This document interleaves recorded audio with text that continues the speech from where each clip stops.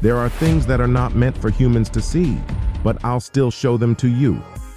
First, in this video, you can see a snake biting itself. Just imagine, what a sight.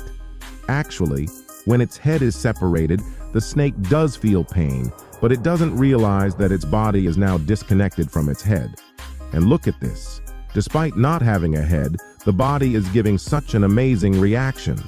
Watching this scene would make anyone's hair stand on end. Next up, this video is from England, where an asteroid can be seen falling from the sky towards the Earth. What an incredible sight! The asteroid falls rapidly, but it burns up and turns to ash mid-air. Now you must be wondering, how did the person who recorded this video know that the asteroid was about to fall from the sky?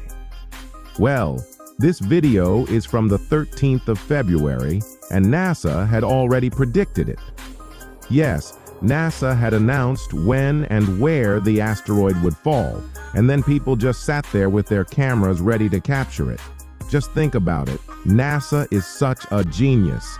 Hey NASA, are you going to discover everything by yourself? Leave something for the rest of us, brother.